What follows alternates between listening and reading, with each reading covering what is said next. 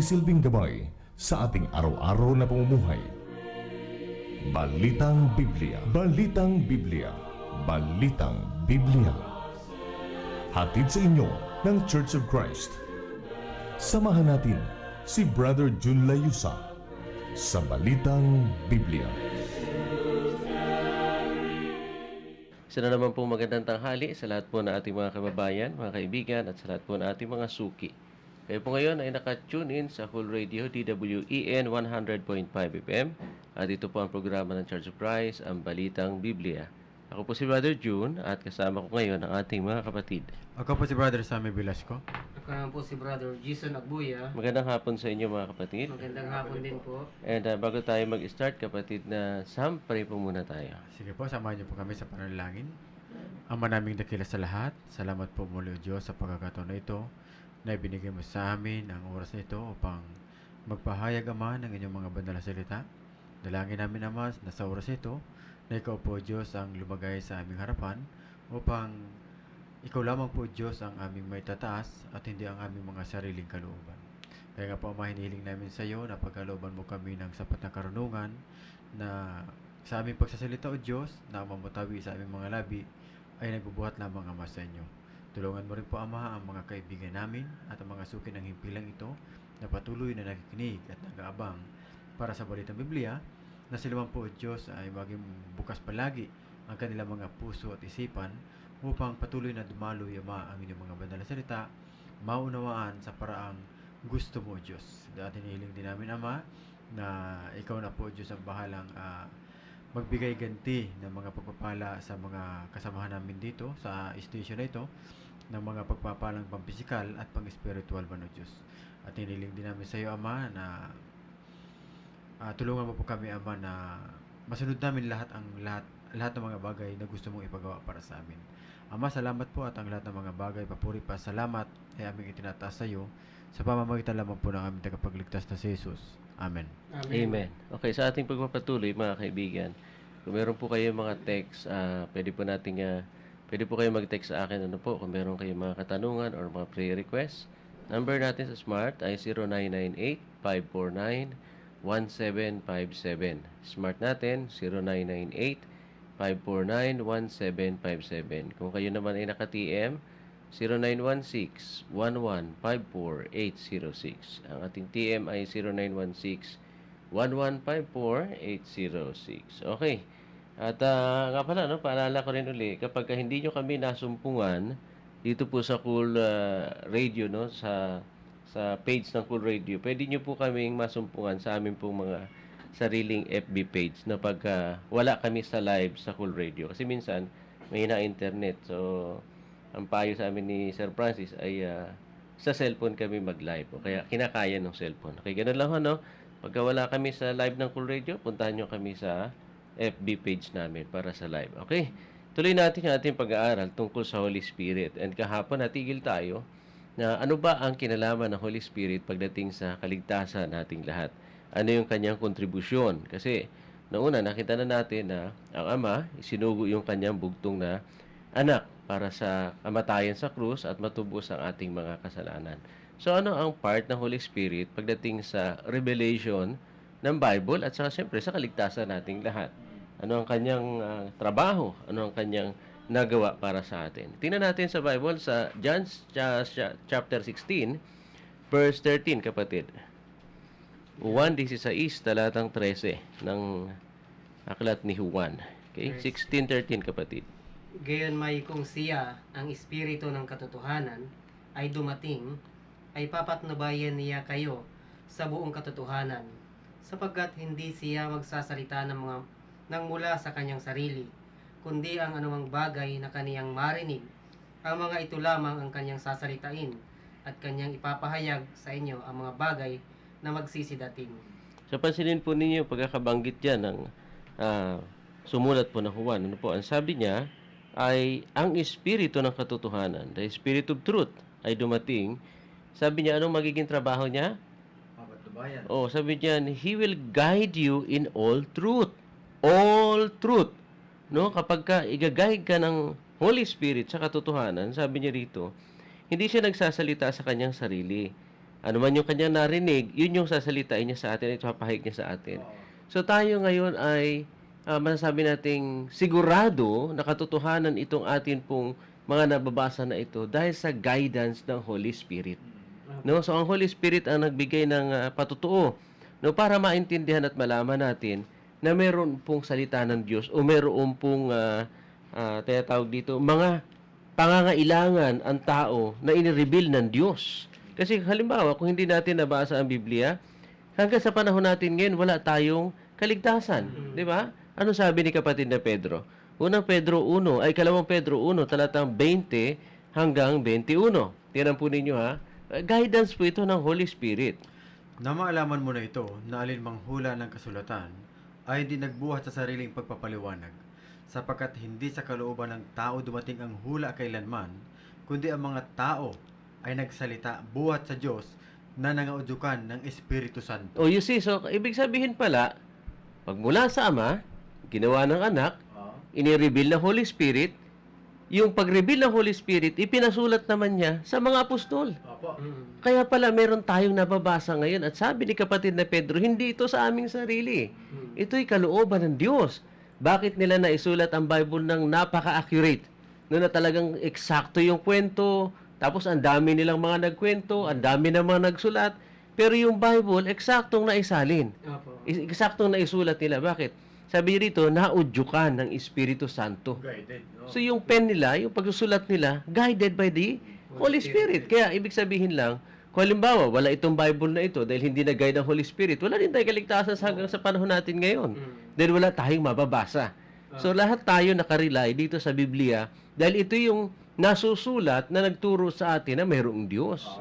Kaya hindi natin pwedeng itanggi ang Biblia. Itong Biblia na ito yung magtuturo sa atin ng tungkol sa katotohanan ng Diyos. And nabanggit kanina, the Spirit of Truth. At ang i-guide niya tayo sa lahat ng all truth. Sabi nung kanina, lahat ng katotohanan. Ang Holy Spirit ang mag-guide sa atin. So hindi bababa ang Holy Spirit sa iyo at lulukuban ka o sasaniban ka ng Holy Spirit kagaya nung ipinangaral ng iba. No, sinasabi nila, kapag wala kang Holy Spirit, ay hindi ka totoong sa Diyos. Hindi po lulukob sa Holy Spirit. Kasi unang-una, pag nilukuban ka ng Holy Spirit, ay para kang Diyos nun.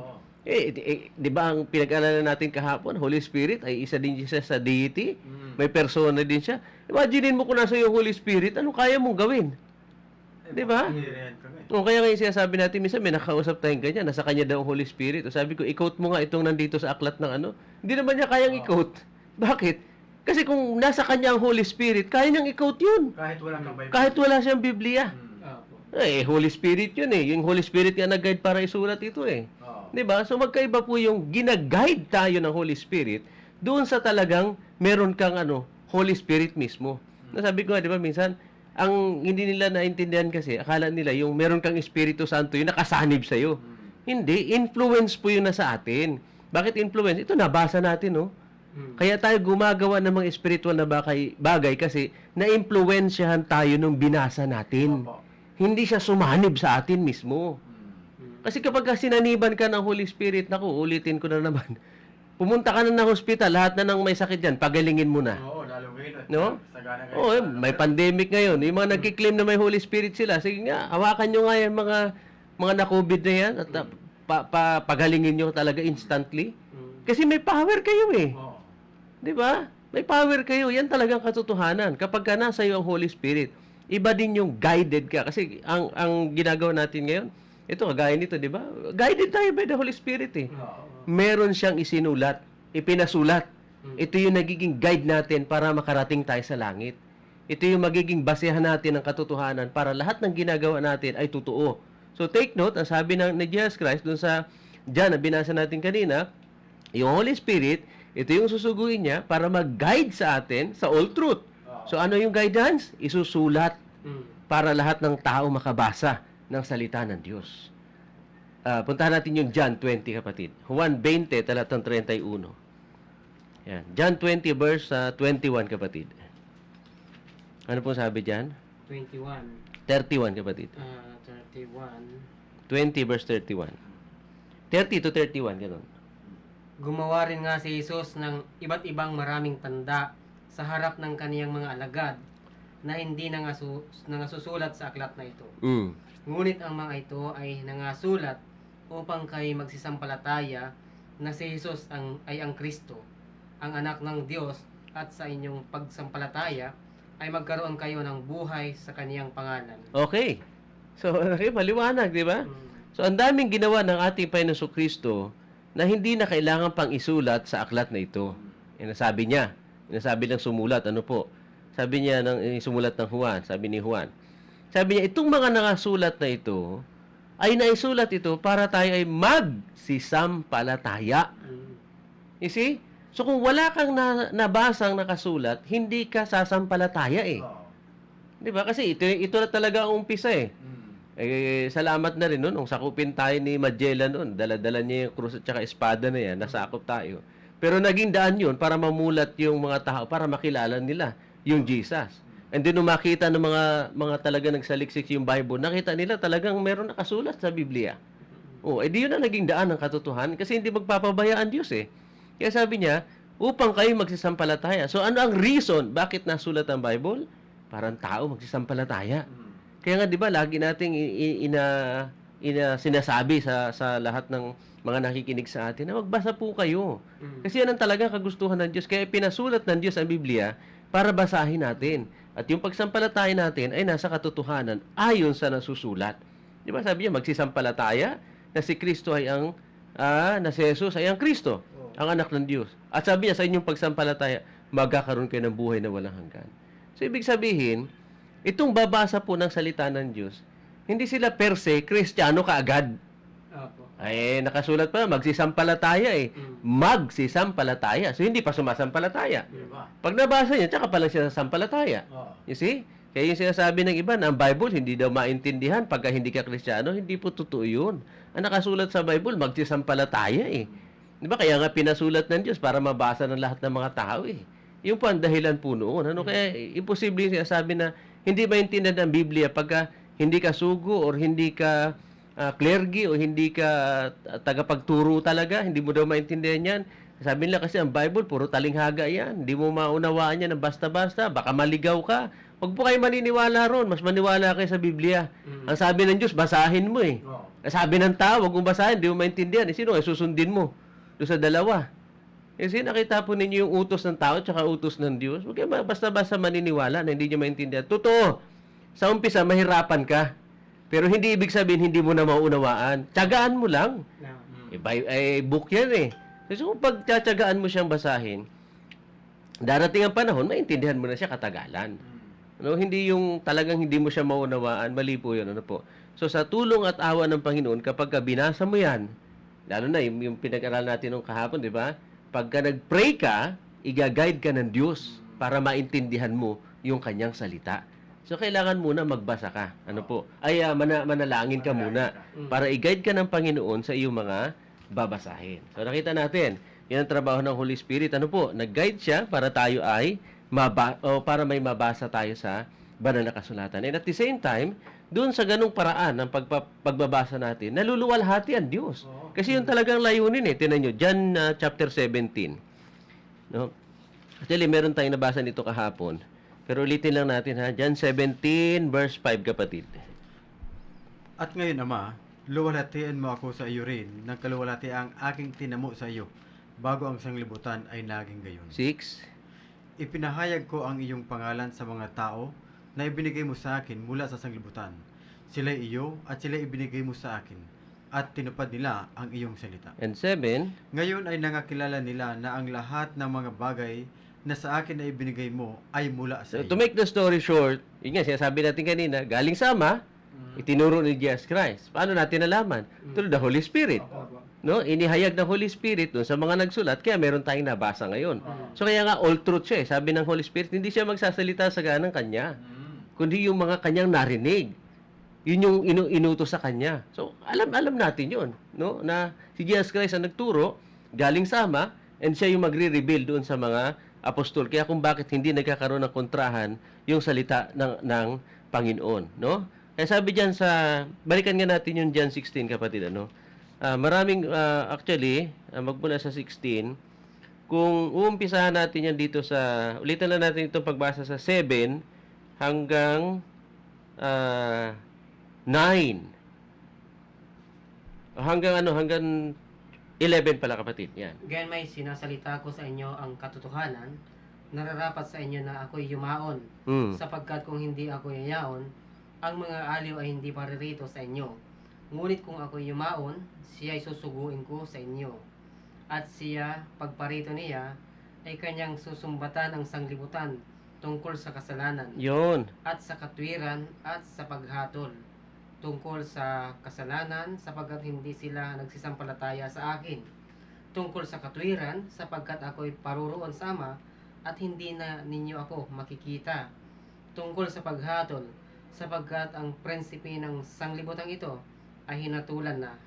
Okay, so sabi dito na ating Panginoon Kristo, pag hindi siya bumaba, hindi natin malalaman, o yung Holy Spirit, pag hindi bumaba, hindi natin malalaman yung mga bagay-bagay. Opo. Sabi niya, nakita nyo, bakit natin nalaman na tayo makasalanan? Nabasa natin sa Bible eh.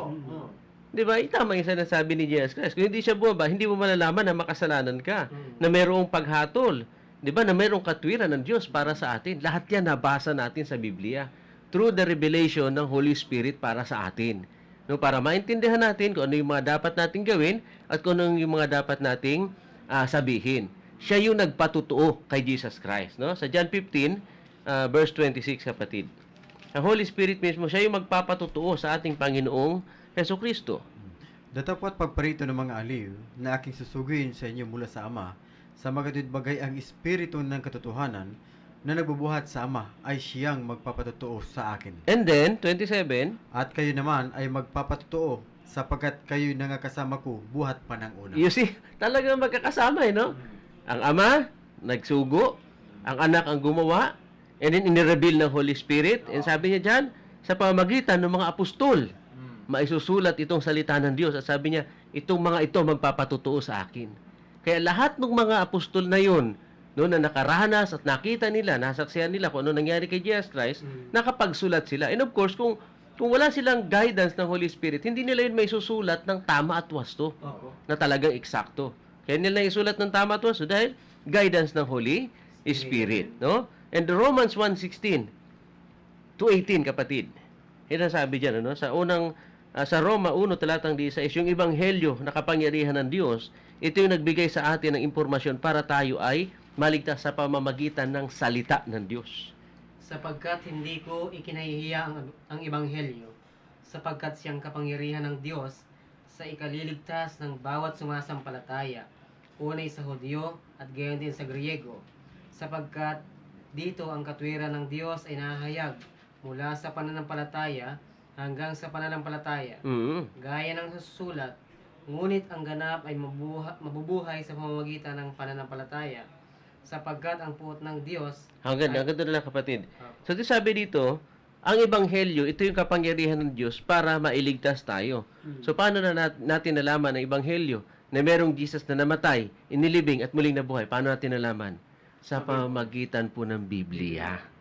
At ito ay guided ng Holy Spirit para makita natin na meron palang Jesus Christ na namatay, inilibing at muling nabuhay. Na yung ebanghelyo na yun, yung magandang balita na yun, yun yung magbibigay sa atin ng tinatawag na kaligtasan. And of course, sabi niya rito, dapat yung pananampalataya mo ay mula sa pananampalataya hanggang sa pananampalataya. Yung pananampalataya na ibinigay ng Diyos, yun ang dapat mong maibalik sa Kanya.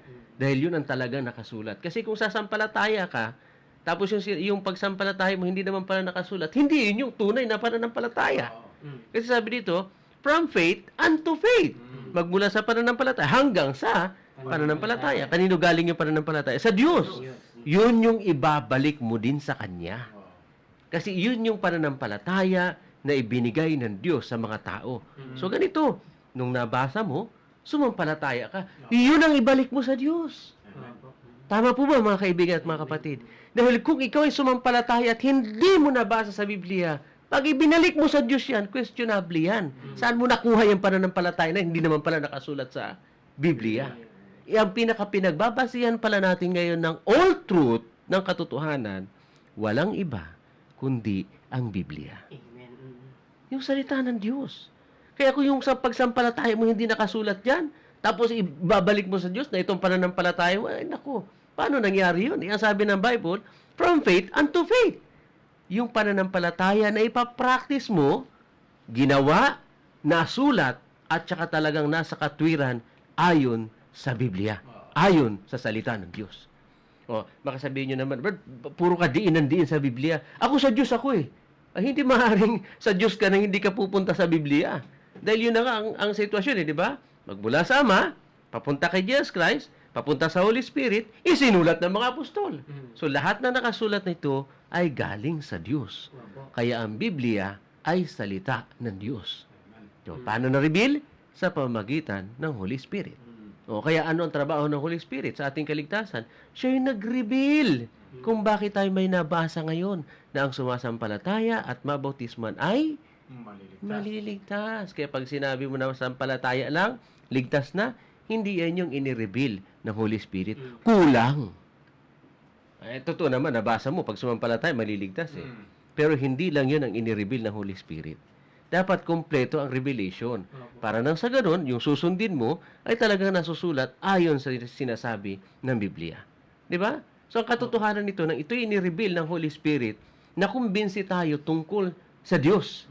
Katunayan yan, kapatid, dito sa Acts 17 eh. Diba? Maganda ito kasi, kaya natin ito puntahan uli. Ito panahon ito na hindi pa nasusulat ang Biblia. Ano po? Acts 17. Pero, naka-record dito. Ano ang layunin nung Acts 17 para maintindihan natin yung sinasabi ng mensahe ng Biblia? Sa 30, kapatid. Umpisahan mo, kapatid, sa 29 hanggang 31. Yamang tayo ngay lahi ng Diyos, ay hindi marapat nating isipin na ang pagka-Diyos ay katulad ng ginto o ng pilak o ng bato na inukit ng kabihasnan at katalinuhan ng tao.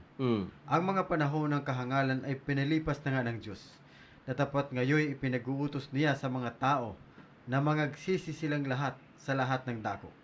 Sapagkat siya ay nagtakda ng isang araw na kaniyang ipaghuhukom sa sanglibutan, ayon sa katuwiran sa pamamagitan ng lalaking kaniyang itinalaga, na ito'y pinatunayan niya sa lahat ng mga tao nang siya'y buhayin niya maguli sa mga patay. So, nakita natin.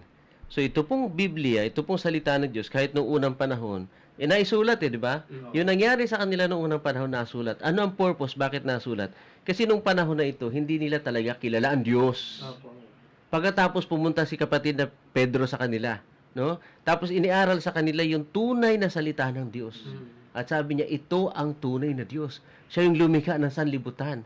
Pag binasa mo ang pagkakalikha sa mundong ito, hindi mo kailangan ng siyensya, ng Bible. Na sabihin mo, kailangan mo yung Darwin's theory para patunayan mo na nilikha yung merong nag-exist na mga tao dito sa mundo, nagkaroon ng mga halaman, ng puno, ng mga planeta. Darwin's theory, Big Bang theory. Hindi na po kailangan yun.